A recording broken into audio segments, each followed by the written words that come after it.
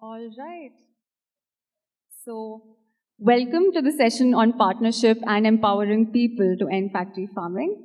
My name is Pavitra. I work as a coordinator in the capacity building program at AFA, and I'm going to be your moderator for this session. I don't think I need to reiterate how important today's session is because to end factory farming, we need a strong and wide partnership. And I think more organizations who are trying to build and support other organizations in working, in doing the work, the more the merrier. And we are so grateful to have one concrete example, and they are going to be presenting today. It's a re-granting program, and I'm sure all of you have heard of it. So we have three speakers for today. We have Khemratch Amornwatpong, who has been working in the environmental field for more than 20 years. He has received a master's degree in environmental management at the University of San Francisco and has experience of working in environmental and business sustainability. His experiences also include private partnership and sustainable business in the ASEAN region. And currently, he's working with World Animal Protection as a project manager in investing in others in Southeast Asia since May 2020. We also have Anna Hashim Cabrera, who is the executive director of the Philippine Animal Welfare Society. She has over 20 years of experience in animal welfare work and started out as a volunteer. And she was also involved in hosting the first Asia for Animals conferences in 2001. Anna's team is focusing on building public awareness and creating peer support networks for sustainable spay-neuter programs and enforcement of laws. Anna holds an economics degree from the University of Santo Tomas in Manila and is pursuing a law degree currently in the hope that she can improve the judicial mechanisms of her country in favor of animals. And finally, we have Mr. Varakorn. He's the owner of the Kiddi Farm in Thailand. He has a BSc in Public Health Science and a Master's in Social Development Management from the National Institute of Development Administration in Thailand. I'm going to quickly hand it over to Mr. Khemratch right now, and post which we'll hear from the other two speakers as well. Over to you, Khemratch. Also, just a quick reminder, we will be having the Q&A session after all the presentations. All the three presentations are done. So we'll be using the Huva app. I'm sure all of you have got the app on your phone. So please, I urge all of you to post questions, any questions, or upvote the questions that are already there on the app, and we'll be taking them after the session.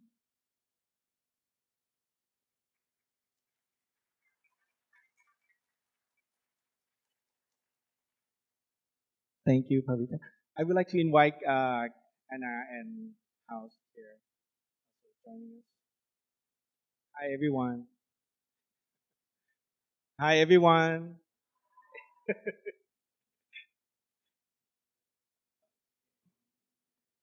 So, thank you so much for joining us this session. And as Pavitra already introduced us, so I would like to start with my presentation. So I'm Khemratch, and you can call me Ning. I'm from Thailand, and also running the program called Investing in Others in Southeast Asia. This is the re-granting program. And I think a lot of them have heard about this program. And this program is partnership with Open Philanthropy. So we grant the project that's related to the farm animal welfare in Southeast Asia, mainly for the local NGO in Southeast Asia. And the project that we usually looking for that is the project that achieve change for the largest number of farm animals and ending factory farming or create a significant shift toward to diet change. The idea of the project that should be receiving award, we were looking at the project that's scalable and replicable and underpinned by the commitment from the posting organization. As you can see from the slide, so we aimed on the mainly the project such as a pilot farm talking about the high welfare in the production system.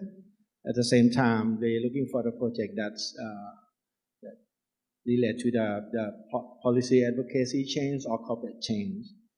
And lastly, we would like to explore about a system-based approach to help transform the global food system beyond 2030.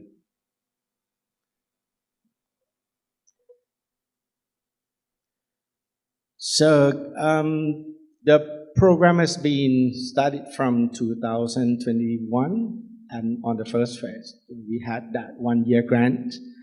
And that time we got about 20 applicants, and we select 70 grants. Total of the funding nearly 300,000. The first phase we could be able to enabling the organization to develop the process supporting effective management for a small partner. And this recognized that the capacity of knowledge gap of small organizations working in animal welfare and resources the team accordingly. So, and we got the lesson learned a lot from the grassroots organization, as well that we confirmed that in the regions of farm animal welfare remain niche concept of the range of stakeholder. The project engaged with consumer, producer, and corporate.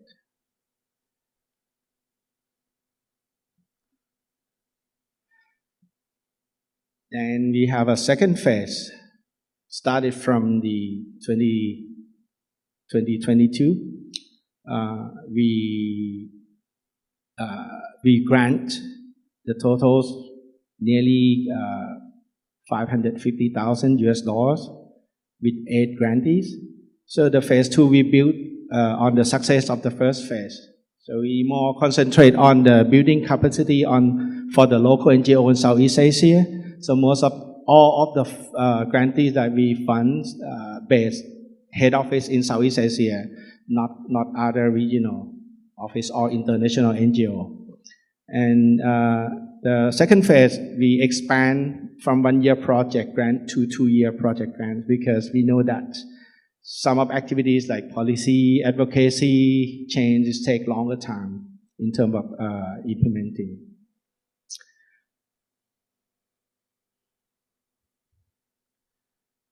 So besides the financial support, the project has been interested in building capacity for the network for the local organization in Southeast Asia. So we conduct a regional capacity workshop in 2022 on farm animal welfare for the local NGO in Southeast Asia. So there was the face-to-face conference after the pandemic.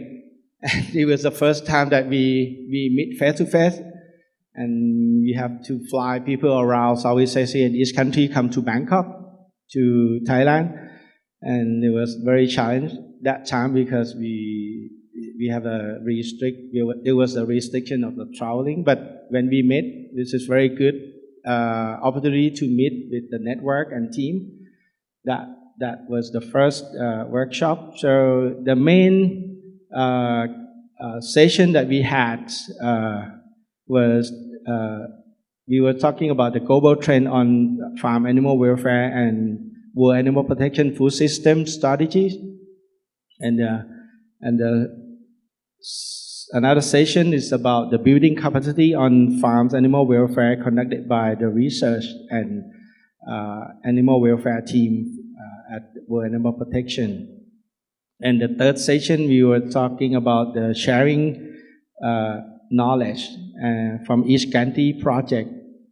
And also the World Animal Protection has approach on sharing the campaign design and also the corporate engagement. So before the end of the conference, all the grantees agreed that they would like to build the network on farm animal welfare in Southeast Asia.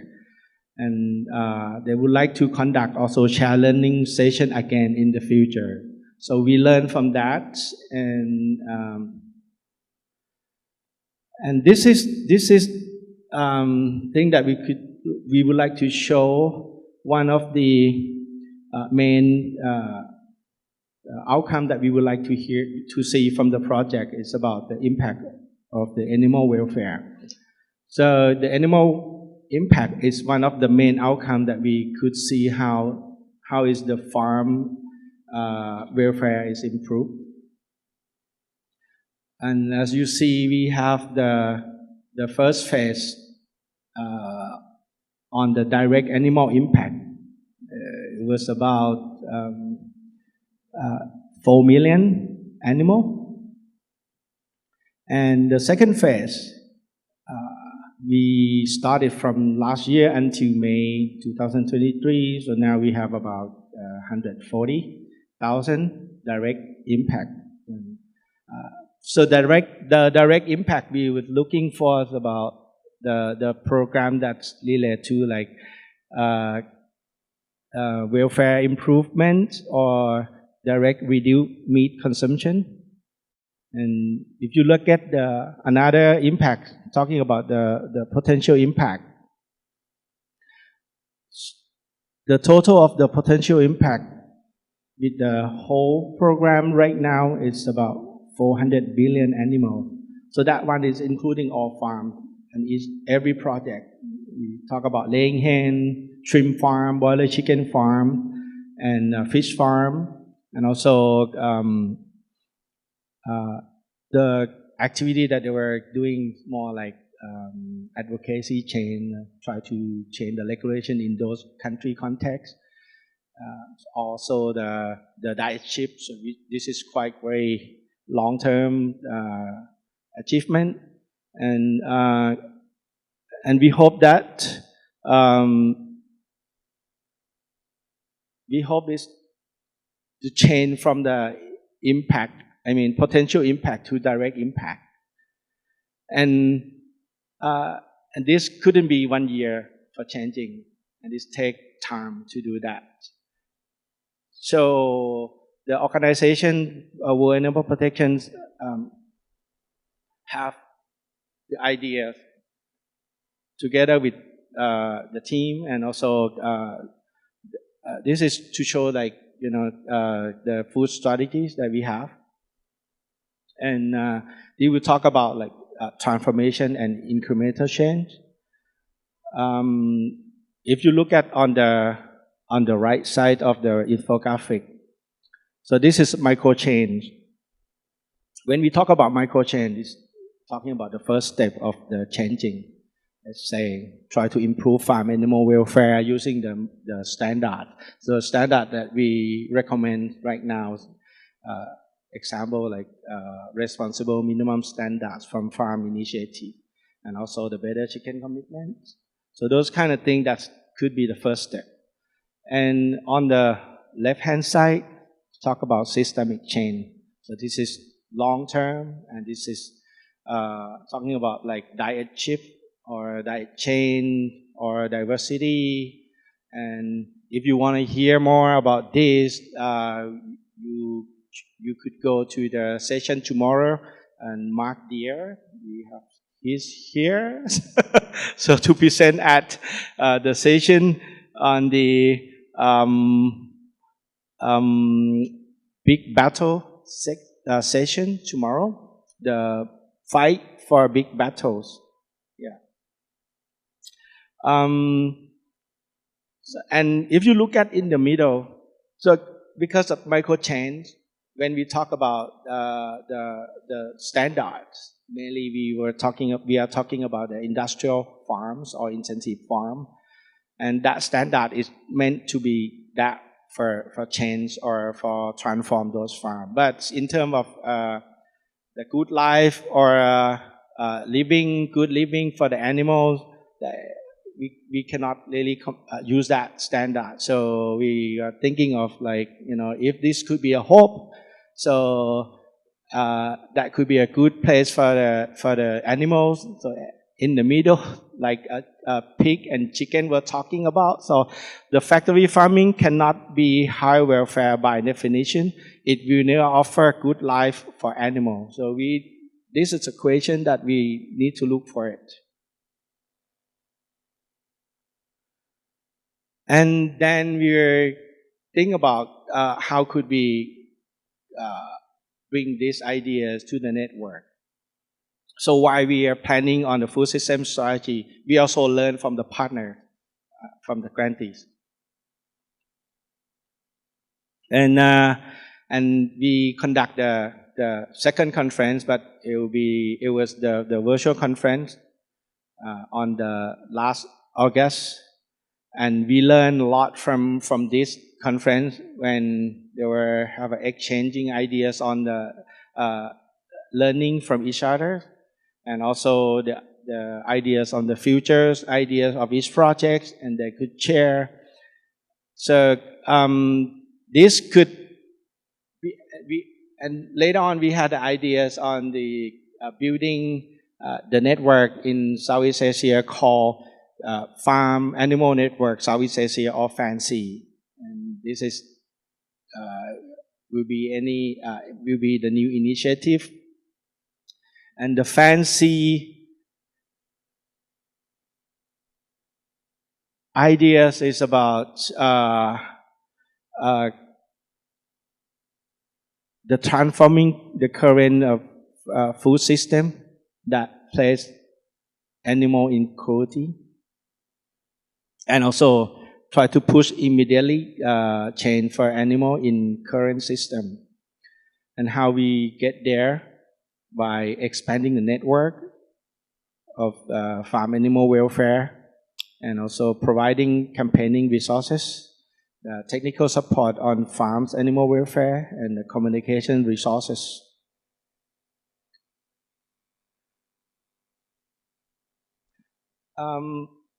This is one of the key guidelines that we've been working with the grantees or our partner. So we've been introducing this farm initiative called stand for the Farm Animal Responsible Minimum Standards. This initiative found by 3 organizations, Compassion for Animals and Compassion in World Farming, and Humane Society International, and World Animal Protection. So the goal for this initiative was talking about the financial institutes to encourage and support meat, milk, and egg production, and other companies in the supply chain toward meeting the RMS.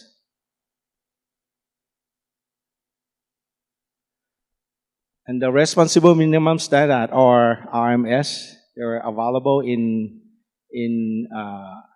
many species, such as like beef, chicken, meat, dairy, cow, and laying hens, pig, and fish farm. So these standards is meant for the industrial farm, but we also introduced this into the extensive farm, like free range farm, and I come together with 2 projects when PAWS, Philippine Animal Welfare Society, has been doing the campaign on the broiler chicken in Philippines, so mainly in industrial broiler chickens, and Varakorn or Kun House has been working on the organic farms in Thailand. So we introduced also the guideline that he could add up into the organic farming. So, I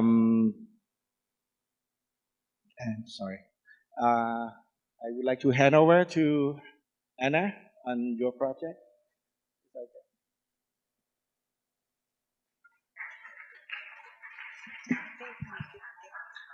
Hello, thank you, Nung.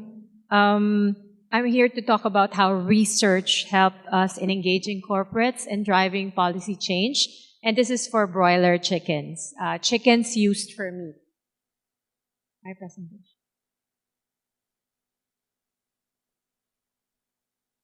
Okay, so we are the oldest animal welfare organization in the Philippines working to protect animals from cruelty and lobbying actively for animal welfare laws. Now, in 2020, we're more known for our dog and cat welfare initiatives. In 2020, we were approached by World Animal Protection for investing in others in order to do more lobbying on the aspect of broiler farming industry. And we immediately went to work to study the industry. We found out that the farming of broiler chickens was very different from the textbook farms that we were familiar with. Majority of the broiler producers in the Philippines are integrators, are keeping more than 20,000 birds in buildings like this, in climate control system housing. There are slatted plastic flooring and absolutely no forms of enrichment for the broiler chickens. And even if the housing system is controlled in terms of temperature and atmosphere, every once in a while there's a power outage in the province that would lead to disasters such as this. And we also found out that integrators, the whole industry is really a monopoly where there are three major players dictating how the chickens are to be treated. They provide the systems, the materials, and equipment for production. So we learned early on that we cannot just hold seminars for the smallhold farms because the integrators are dictating actually 90% of the broiler industry in the Philippines. A silver lining is that broiler production must still follow the minimum standards set under the Philippine Animal Welfare Act. And PAWS was in a good place to push for policy changes because we are institutional members of the Committee on Animal Welfare, which periodically draws up the laws for all animals, so even broilers. We also had to research on consumers, and an opportunity that we saw when we commissioned a study on the consumers, it showed that Filipinos, even if they were having financial difficulty during the pandemic, they were willing to spend an additional 48% more of their budget if they would be buying better welfare or higher welfare chickens. And so immediately it became apparent to us that supporting behavioral change, we would have to invest heavily in education and training, which we did. For the farmers, we had face-to-face seminars and webinars, attracting about 3,400 attendees and impacting 1.7 million chickens. But still, we had to reach the integrators because the integrators, as I said, controlled 90% of the industry. And we were in roundtable discussions with them in the Committee on Animal Welfare, and we were pushing for these 7 standards. The standard of space, litter flooring, we were asking for litter flooring.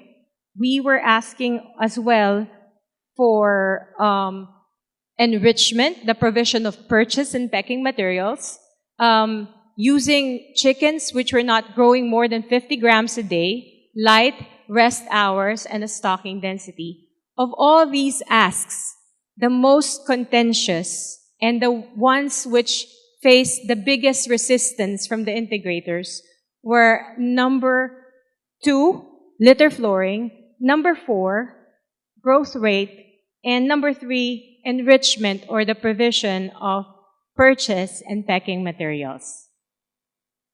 And so these were the quotes that we directly got from the integrators. They said that they do not see the reason why we had to provide purchase because they said, and these were veterinarians from the industry, that chickens do not need to perch.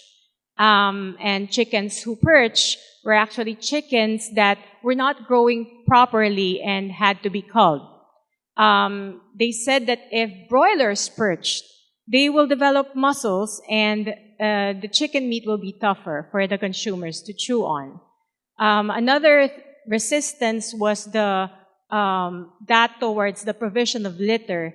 They were saying that it will increase infection And it will make more difficult the cleaning of these areas, which will be very much against the provision of clean hygiene meat for the consumers. And also, when we pushed for slow-growing chickens, pointing out studies that showed that chickens suffered leg problems when they were made to grow very fast, faster than 50 grams per day, they said that there was nothing wrong with the breed of chickens that they are using now. Lame chickens are a thing of the past. And even if we showed them the research, they said that these were old research, and these were research from Europeans, from the Western countries, and that they were not applicable to the Philippine situation. So what we did next, we commissioned a study with a premier university of the Philippines in terms of agriculture, because we were determined to show that our welfare statements were rooted in science. And we proceeded to create our own pilot farm in UP Los Baños, and this is that farm. Our pilot farm objective was to show that the breed of chicken that we use would have impacts on animal welfare and health, and also the conditions that we put for the chickens would also be impacting the health or the quality of the meat. There were we procured 2,000 chicks. And so two of those, two groups were Cobb. Cobb were the fast-growing chickens, and Hubbard were the slow-growing chickens. Immediately, we incurred 6 pesos more, or 12 cents more, in the procurement of the slow-growing chickens. So it was a given, I think, that the main point and the main opposition to the broiler, the slow-growing broiler, would be the additional cost associated with it. So we had a fast-growing chicken in conventional system, the plastic slatted floorings, no litter, and we had them in the TBCO system, the Better Chicken Option System, which provided litter. We also had Hubbard exposed to conventional system and the Better Chicken Option System with litter and enrichment.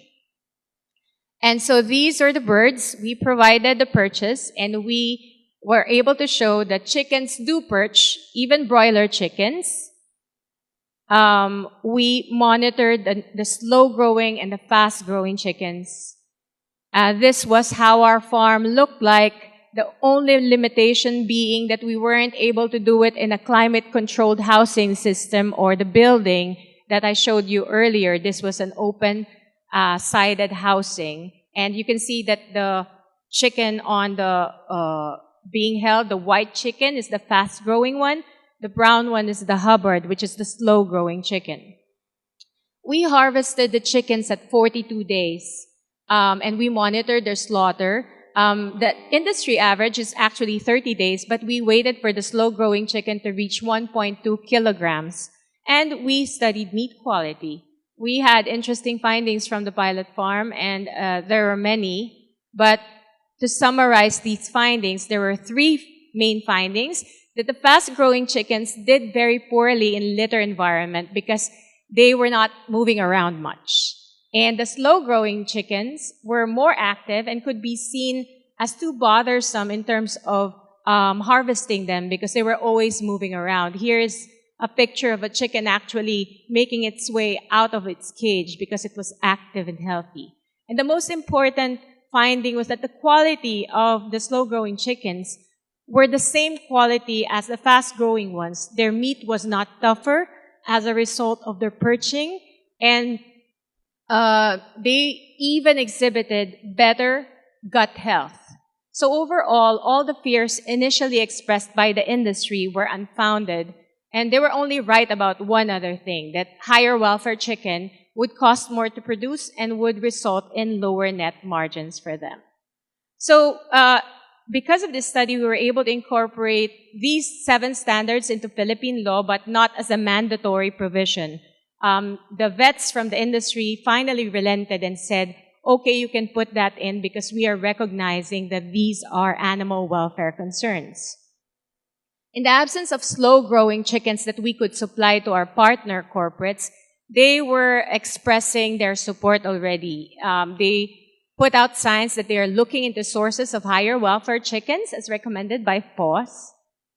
And then, when we provided them with the slow-growing chicken, the TBCO, or the Better Chicken Option chicken from our own pilot farm, take note that we were only able to provide them with 500 pieces of chicken. So that only lasted for, I think, a week or two for this particular partner restaurant, which is Figaro. They pour their marketing resources into the high-welfare chicken dishes. And of course, we helped them. Even if we weren't in the business of a restaurant, we, through our support, through our social media, which had a high following, and we actually created this type of ad for all 4 of our restaurant partners, Binalot, Angel's Pizza, Tian Mas, and Figaro. Why is the Better Chicken Option logo at Angel's Pizza branches? The Better Chicken Option logo is displayed at restaurants when the chicken meat they use come from farms which follow animal welfare standards set by PAWS. Good lighting, perches, litter, space to move around, growing at a rate that is good for their welfare. Here's your chance to support companies that take that extra step to push for the welfare of farmed chickens. Angel's Pizza Buffalo Chicken Wings now uses meat from chickens raised in better conditions following the 7 standards of the Better Chicken Option. If you believe along with us that more humane farming methods should be used, allowing chickens to scratch, perch, and grow at slower, more natural rates, choose the Better Chicken Option. Enjoy your meal knowing it also helps support a better and more compassionate level of animal welfare. So that was met with good response from the consumers. There was a survey for the consumers, and there was a positive reaction to it. The corporates were very happy. So when the corporates sign on, it is important also that you make them feel appreciated by also acknowledging them on your social media sites. And the key learnings that we took away from this the study is that industry research is the cornerstone of successful campaigns. You need to do the research because once we had that, we had the credibility to approach the corporates to also drive policy change for the government. And we made an impact through communication outreach. Even if they were smallhold farmers, we reached out to them and created webinars and seminars for them. And lastly, you have to market your advocacy the way a businessman would market his product. And that's what we did by marketing the Better Chicken Option. And so we still have a long way to go in terms of pushing for better broiler welfare. But we maintain that slow progress is still progress. And it always helps to remember the reason why we are doing this. We have to make companies recognize that the chickens, although they may initially be looked at by these corporates as just products that they use, they are individuals that are capable of feeling and that they certainly are deserving of a good life, even for the 42 days that they are alive being farmed for their meat. And so we are very hopeful that we would achieve more in the coming days with more research and the continuing phase 2 of the Better Chicken Option study. Thank you.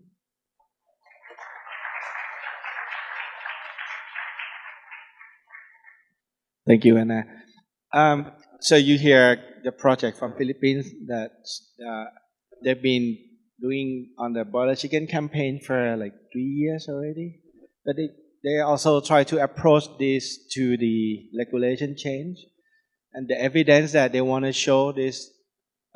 Let's try to find the scientific evidence to show this to the committee. So that's still going on. And the next one is going to be a different project, but the same with boiler chicken. And this is also a very interesting project. So would like to introduce Kun House.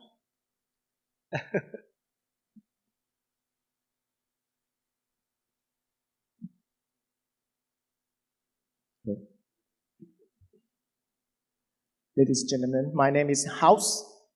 I'm owner of chicken farm. My farm called Kitty Farm. Kitty means think good in Thai. And I start my chicken farm 7 years ago, and I do organic since the first day.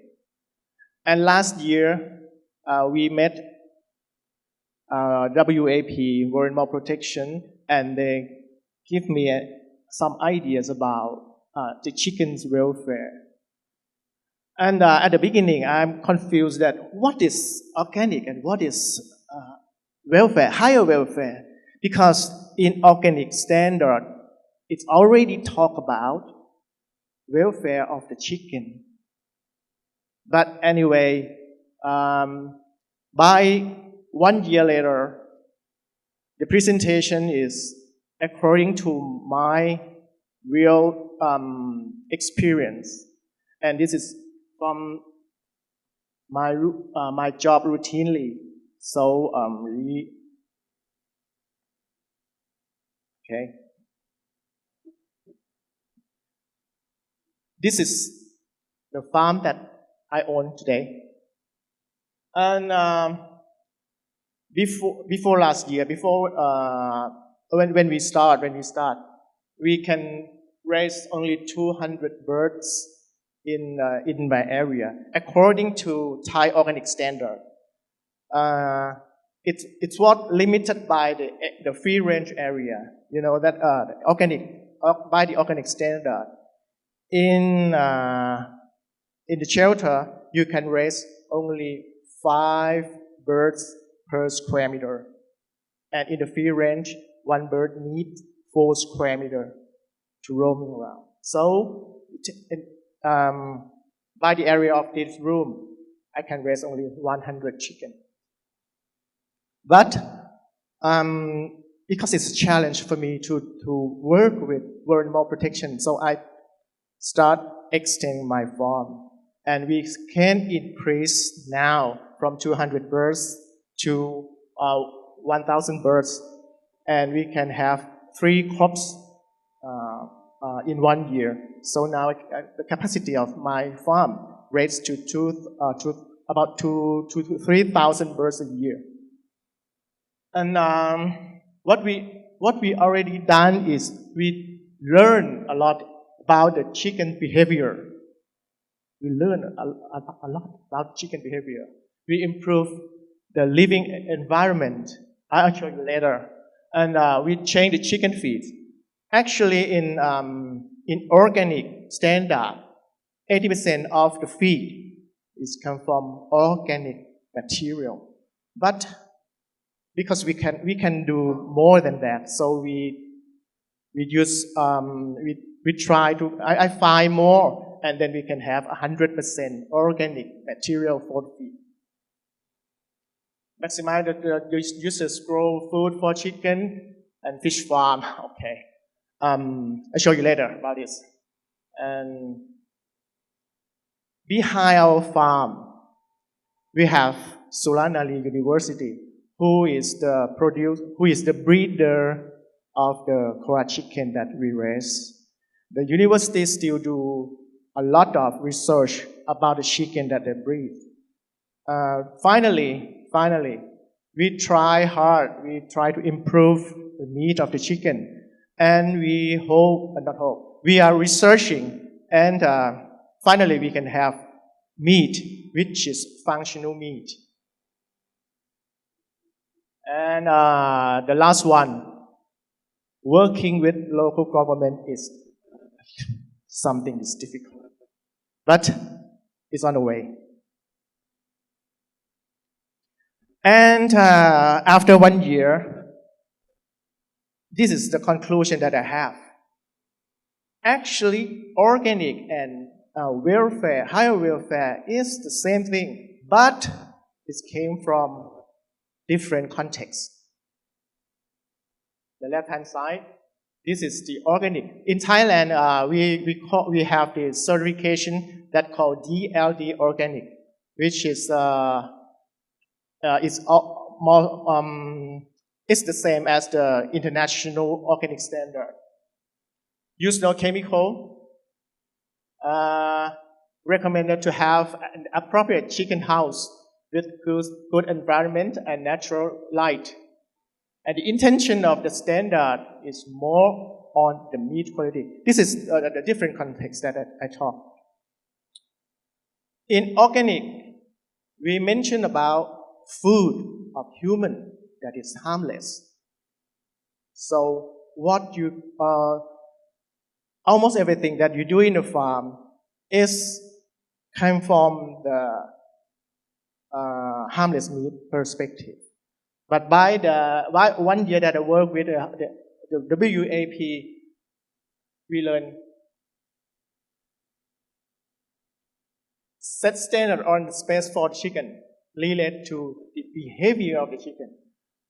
I learned a lot about chickens' behavior, their instinct, and we found that we may never think that the chicken needs to live lively. So what I improve in my farm is try to fit the environment, the range, to the behavior of the chicken, and let them live their life freely. We set standard on the enrichment such as perching and taking substrate. This is the little point that mentioned in organic standard. But by the recommendation, by the guideline of WAP, this is crucial because when I apply perching, we do have perching before, but when we apply more perching and taking substrate and sand bathe the chicken, what I can say, the chicken feel very free to access the perch and sand bathe. And to me, it's like they are playing with something on the playground. And chicken breeding. We raise the chicken, which is called Khemratch chicken. Khemratch is a province in Thailand, right? And it's the locating of the university, so we call it Khemratch chicken. It's a slow-growing breed, and no big trimming. In organic standard, I just found later because the Khemratch chicken came from native chicken, Thai native chicken, so they are aggressive and so naughty, and sometimes they pick each other sometimes, and in the organic standard, it mentioned that if the chicken is so aggressive and is injured by the behavior, you can nip the beak. But in welfare, we do not do that.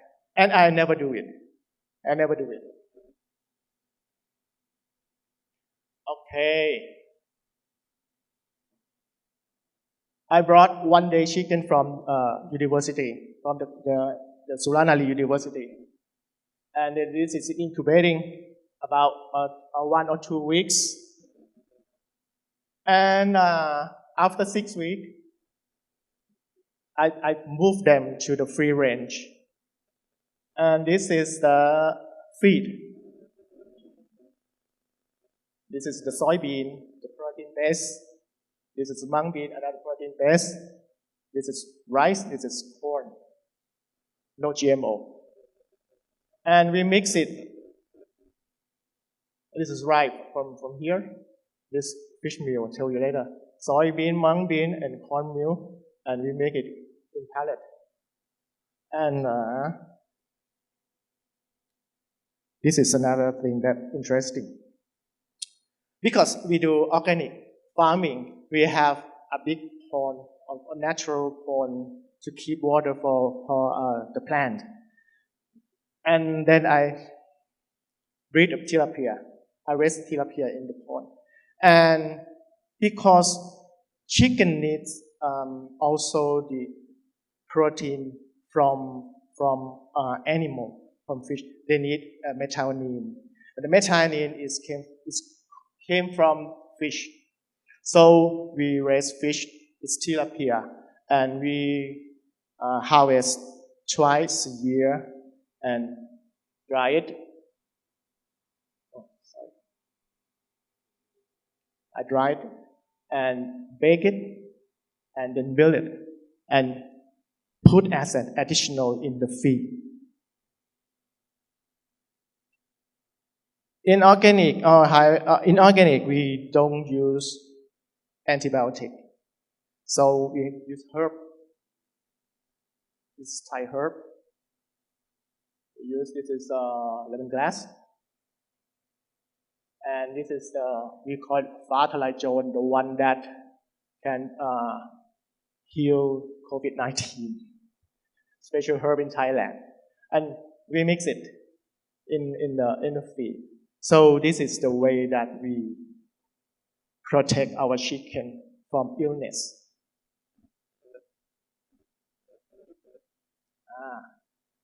We feed twice a day. Then they have fresh food.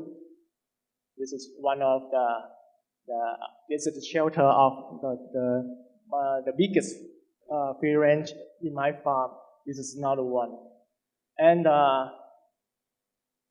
before we send them to free range, we raise it in here. I usually use hay from bedding because hay can collect all poops from chicken.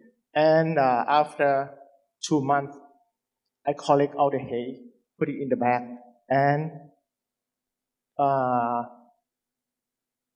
floating it in the pond. So it generates plankton, which is the good meal for fish. And this is the way that we try to reduce waste in our farm. And we can do zero waste at the moment.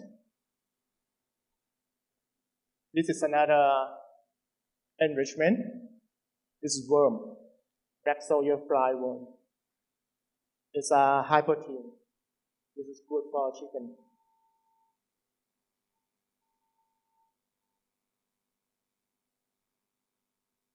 Chicken, actually I process the chicken when they raise until 4 months. And the one that older than 4 months, we just let it roaming around. And this is the lawn here. The lawn here. And they're roaming around. My chicken, I don't know other chicken, how they behave. My chicken also wake up at 4 to 5 in the morning, and they come out from the shelter about 6 in the morning. And they're roaming around, finding some insect. And when the rain is so strong, they go back to their shelter, and they come out again at about 5 in the evening, and go back again when it's dark.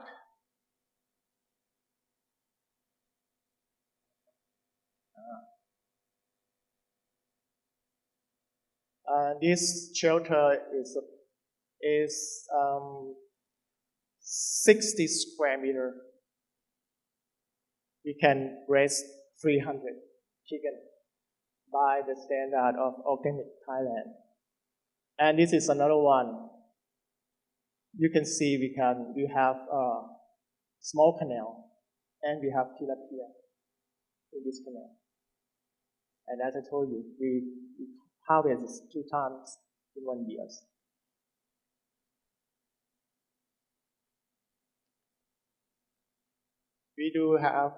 We do install this sand bath. This is also another sand bath, and because Khemratch chicken is native Thai chicken, they usually stay overnight on tree, 3-meter high. So this is the point that I told you before, that I learned a lot about my chicken's behavior. And when I do the organic without the guideline from higher welfare, this is problem. This is problem. I can control the behavior of the chicken. So what can I do? I have to catch them at night time and send it into the shelter. And the day after, it's happened again. So,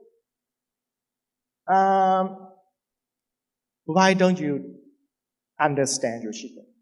Why don't you respect their behavior? This is a question that I ask myself. And then finally, this is normal practice now. Okay, and because, as I told you, because we are going to produce a functional meat from organic chicken plus higher welfare. So my big partner is Sulanali University in Thailand.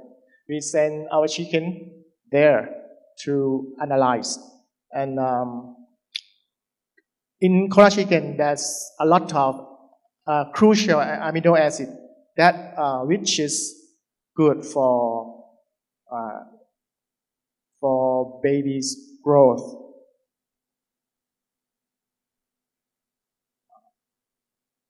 And every year in the place here is called Sukchai Market. Sukchai means happy. Sukchai Market is a farmer market. It's an organic farmer market, which I'm the member of the market. And every year we have a fair, and all of the farmer came here and show what they have and sell it to their customer who love in organic material, in organic meal. We do it every year here. And this is the regular market. We open only Saturday and Sunday. And my customer met me here in the market, and they purchased the chicken. At the moment, I cannot supply them fully. So some of my active customers need to wait 6 months for one piece of chicken. But they are lovely. I love them. Okay, this is a short video clips. It took months ago in my farm. So let's have a look.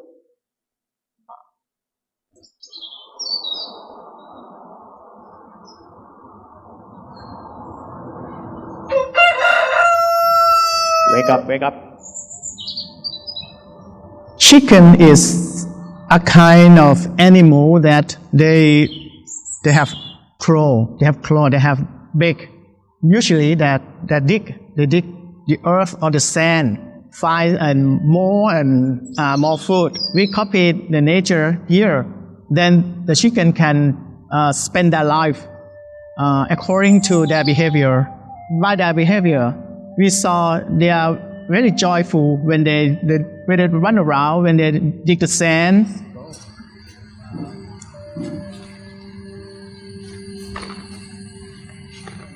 I usually give them by the video that we saw on YouTube or in the television program.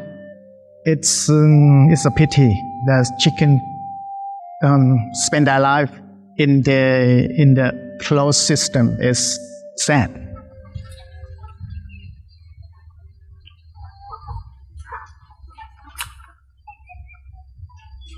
The breed that we raise here, we call it Khemratch chicken. Khemratch is a province in Thailand, and this breed is come from the research in the university 12 years ago. They want to create a chicken that 50% of the breed is Thai native chicken. With the weather, with the climate in Thailand, it's hot and humid. Khemratch chicken is very, they are strong in this kind of climate. In 16 weeks, they can sell to the market compared to Thai native chicken that takes 12 months, 1 year. This is the feed.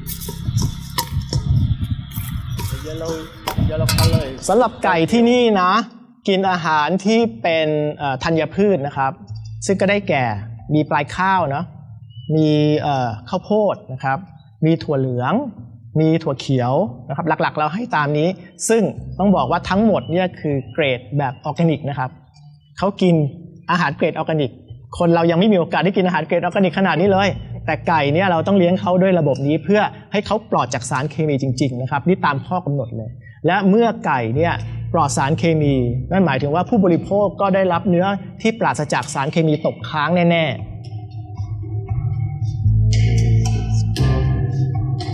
Thailand is definitely moving forward in terms of wanting something better for themselves, to get healthier.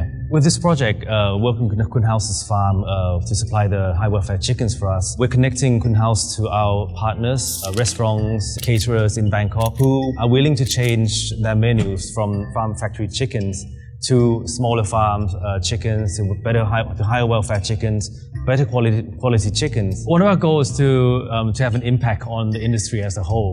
The model that we're doing at Khun House's farm hopefully will be spread through other farmers within our network. The relationship between environment and health is very close. Not using chemical leads to better health for both grower and consumers. Hopefully the smaller farms can get together and make a bigger impact on the market.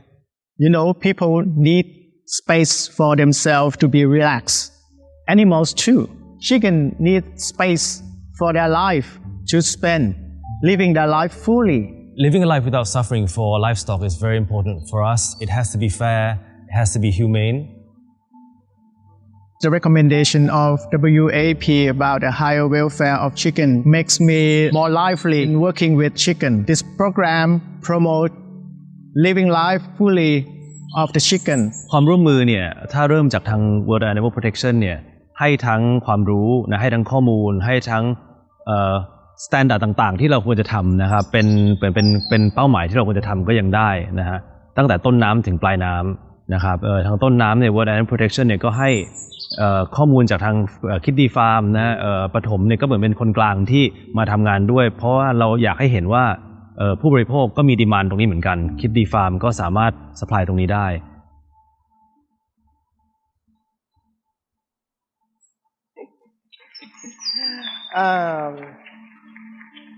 I established this farm and this business because I want to give it as a gift to my wife and my children. And I really hope that this tiny step will impact the way that we raise chicken in my country. And it's still a hard work, but we are fighter. So please move together.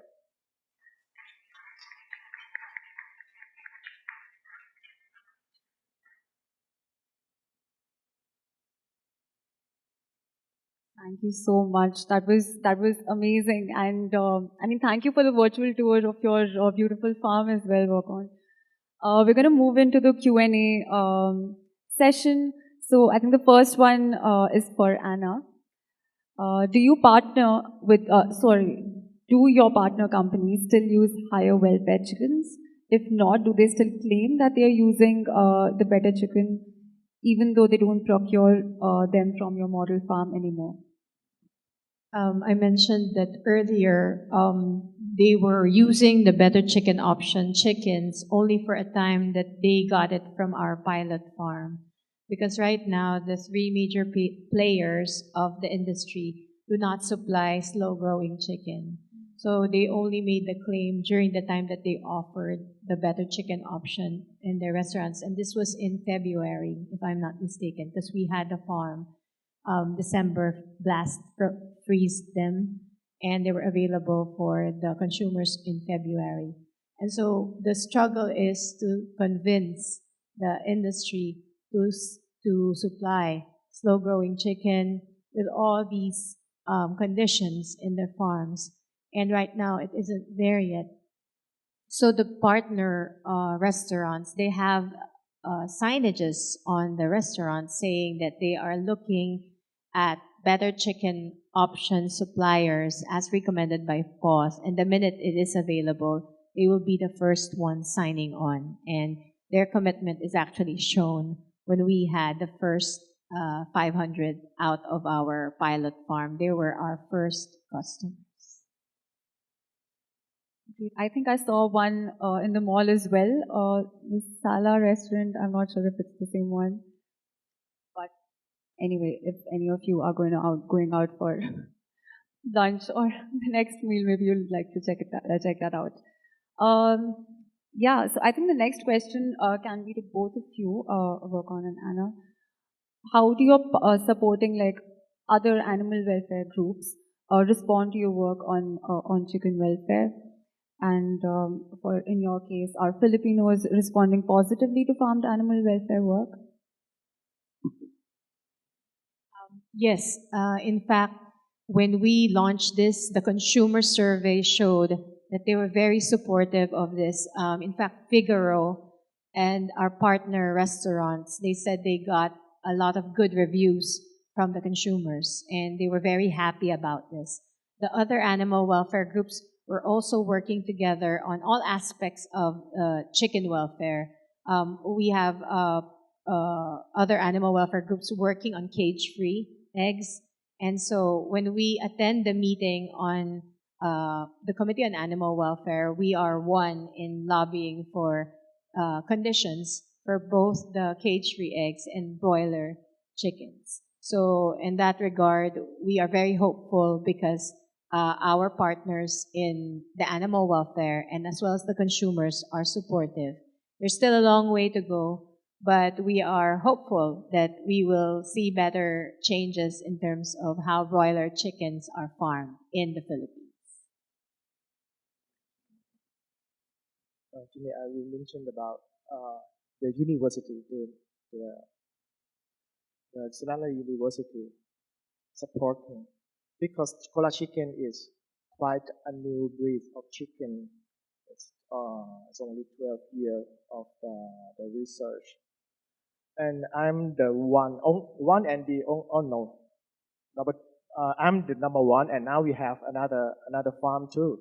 We are two of farms that raised Kola chicken organically, and I plus the higher welfare to my organic standard too. So Sonala University is still working hard about how to raise Kola chicken in organic way. That means they improve the feed, they improve the digesting of the feed, they improve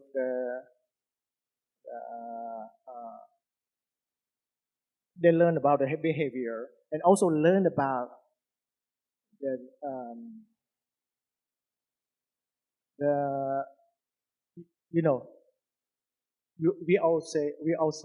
we usually say that this is a kind of happy chick.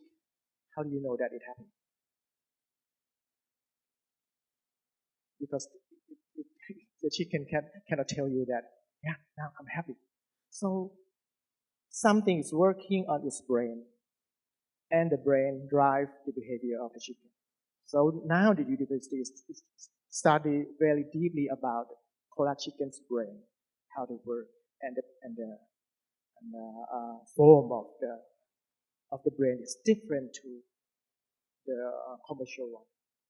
So I would say thank you to my supporter, which is the Sonala University, and they are good partner, and we are looking forward to work forever. Thank you. Okay, one last question before we wrap up. It's for Khemratch.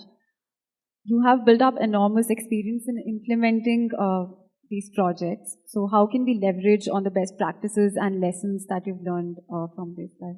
What will be the next steps?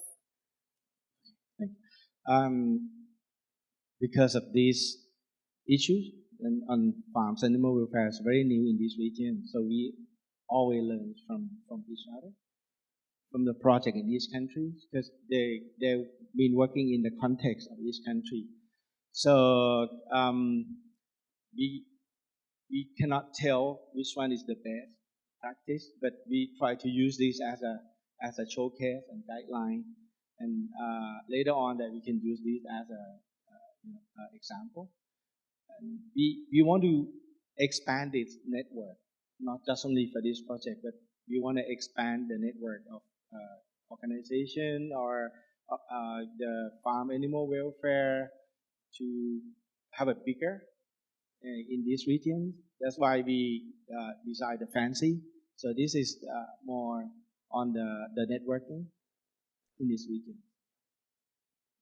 Thank you so much. There are a few more questions on Huwa, but unfortunately we're out of time. So, but you can find them outside during the event, so please feel free to reach out to them with your questions. Again, my name is Pavitra. Thank you so much for being here. I think we have a tea break now. Thank you. We have the last video we want to show for the project, and this is from every partners that we've been working with.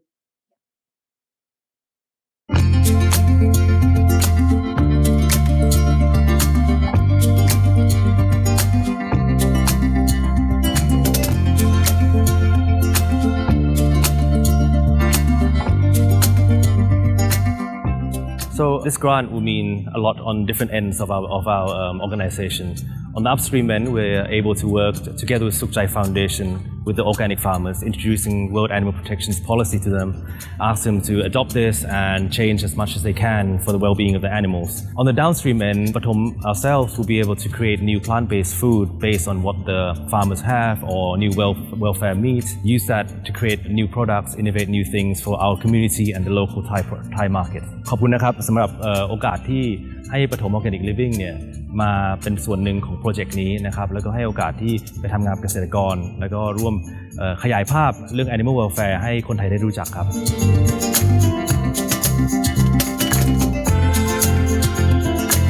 So I think the reason why we select the organic shrimp farming, it means that we would like to communicate with the farmer group and the key actor, with the business and government sector, and also the consumer group about the sustainable production of organic shrimp farming. Cảm ơn World Animal Protection đã hỗ trợ sáng kiến ở Việt Nam. Chúng tôi rất hy vọng tiếp tục hợp tác.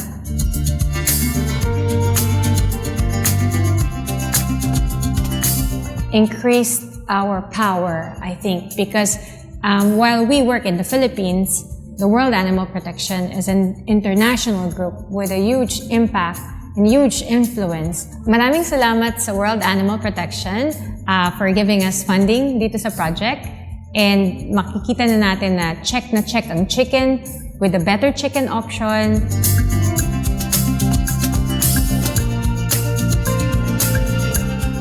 Our achievement, there are regulation revision from government and consumer can more aware about dangers of animal welfare if there are not a protection from government. Terima kasih kepada World Animal Protection yang sudah memberi kesempatan kepada organisasi kami untuk belajar tentang kesejahteraan hewan, dan kami akan menyebarkan informasi ini ke konsumen di Indonesia.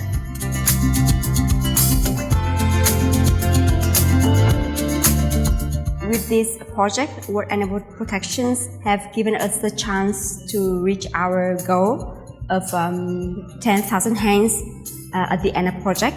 And in the second phase of our project, we're gonna try to reach more than 270,000 hens. in Vietnam. Cảm ơn tổ chức World Animal Protection rất nhiều đã hỗ trợ chúng tôi. Chúng tôi thực sự rất trân trọng sự nhiệt tình và sự kiên nhẫn của tổ chức.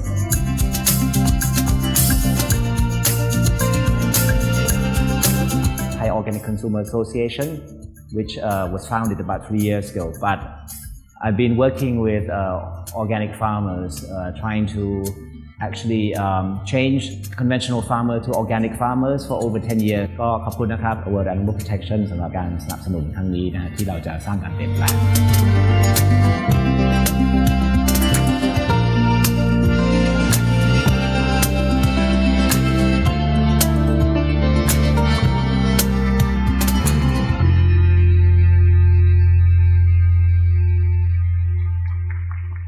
Thank you so much.